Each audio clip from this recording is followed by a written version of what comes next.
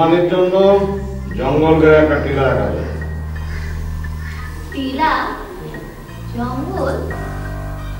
না না, আশেপাশে তো কোনো জঙ্গল নেই। তোমার ফাঁকি দিয়েছে। আরে আশপাশ নয়, আশপাশ অনেক দূরে গেছে। তাছাড়া আমাকে কোনোদিন থাকে না দিয়েছে। আরে না, বুঝতে পারো না বাবা। বাবা অনেক বললাম।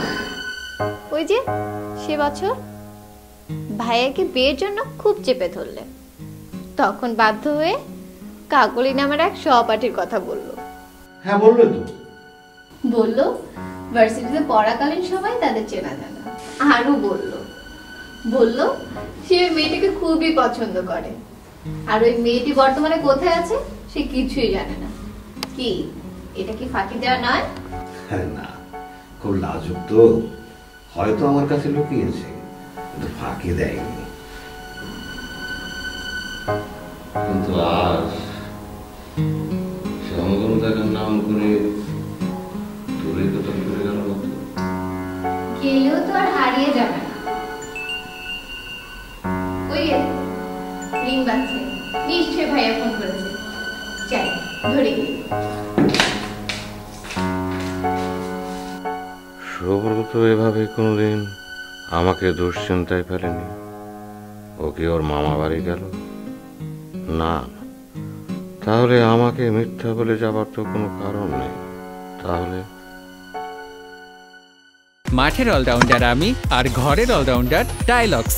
টাইলক্স টয়লেট ক্লিনার, ক্লিন মানেই টাইলক্স। শোনো, ভদ্রলোককে তো গোবেচারা মনে হচ্ছে, খাওয়ার টেবিলে তো কোনো কথাই বললেন না। তোমারও না কেমন যেন কথা। অচেনা পরিবেশে কি কেউ কখনো এত মন খুলে কথা বলতে পারে? আর তাছাড়া আমরাও তো ওনাকে তেমন কিছু জিজ্ঞেস করিনি। পথে আসতে আমায় বলেছে সংসারে মা নেই, মাতৃহারা জীবনে পিতাই ওর আর ওর বোনের দায়ভার বহন করে বৃদ্ধপ্রায়। কি করেন ভদ্রলোক? চাকরি না ব্যবসা? তার সাথে কথা বলে মনে হলো বন্ধু মিলে একটা প্রেস করেছে, এখন বাগান করার শখ জেগেছে, তাই জমি লিজ নিয়ে এখানে বাগান করতে চায়। জমি পেলেন? জমি দেখার জন্য এসেছে, পছন্দ হয়েছে কিনা জানি না। এখন আবার কে? হ্যালো, ও মামুন সাহেব, আমার সুপারভাইজার আপনাকে প্ল্যানিং শিটটা দেখায়নি? তাই আসছি ভাই, আমি এখনই সব কিছু নিয়েই বাংলোতে আসছি। তুমি এখনই ইঞ্জিনিয়ার সাহেবের বাংলোতে যাবে? না গেলে কালকে বিল পাবো না, আর কালকে লেবারদের পেমেন্ট দিতেই হবে।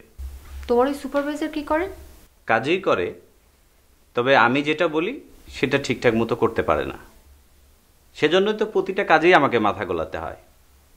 ভাবছি এ মাসেই ওকে বিদায় করে দেব।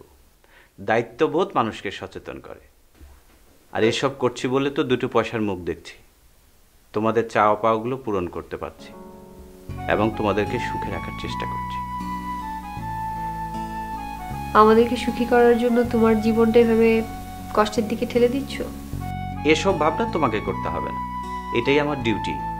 ও অতিথির দিকে খেয়াল রেখো, অতিথির জন্য কোনো সমস্যা না হয়। আমি একটু ইঞ্জিনিয়ার সাহেবের বাংলো থেকে ঘুরে আসছি।